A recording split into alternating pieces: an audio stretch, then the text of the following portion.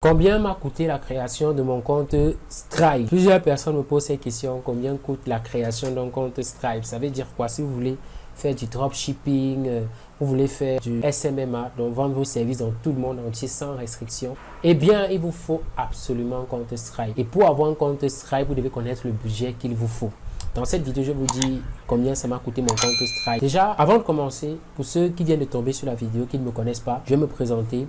Raoul Nyoba, c'est mon nom. J'ai créé cette chaîne pour vous présenter toutes les astuces pour pouvoir éviter les blocages sur Internet et scaler votre business en ligne. Donc, si vous êtes intéressé par le sujet, vous pouvez vous abonner sur la chaîne, activer la cloche de notification pour ne pas manquer les vidéos qu'on partage au sujet des blocages, au sujet des achats de comptes Stripe, PayPal, création de comptes Stripe, PayPal, bref, tout ce que vous connaissez là pour pouvoir avancer dans votre business en ligne. Alors, premièrement, vous devez savoir, pour avoir un compte Stripe, vous devez déjà avoir une société HFOR. Une société HFOR, c'est une entreprise qu'on crée lorsqu'on n'appartient pas à un pays. Ça veut dire quoi? Si vous êtes en Côte d'Ivoire, vous voulez créer une entreprise au Cameroun, vous pouvez créer votre entreprise au Cameroun. Dans ce cas, on va parler de société HFOR.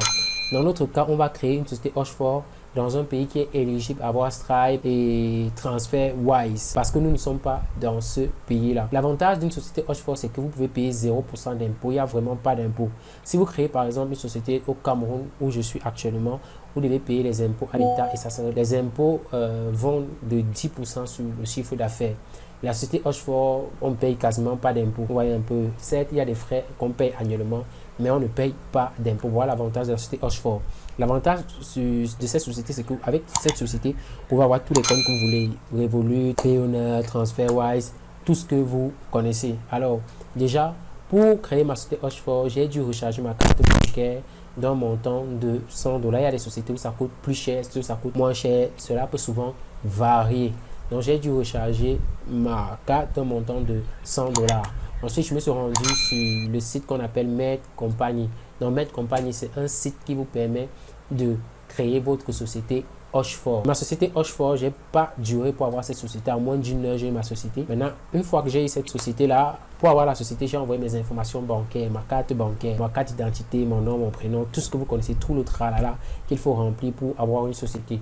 En ce moment où je fais cette vidéo, j'ai pas assez de temps, je voulais vous présenter ça comme ça. Prochainement, si vous êtes vraiment intéressé, vous me dites en commentaire que vous êtes intéressé par une vidéo approfondie sur la création des comptes Stripe et PayPal, je vous la ferai quoi, voilà. Vous la ferez, je vais vous montrer ça sur mon écran. Donc cette vidéo, c'est pas faire la ramasse, mais j'ai décidé de vous expliquer. L'objectif, c'est de vous dire combien ça m'a coûté. Après avoir créé ma société, il me fallait un compte TransferWise. Le compte TransferWise, c'était pour recevoir mes paiements. Parce que il vous faut une banque. Stripe, c'est pas une banque, vous voyez un peu.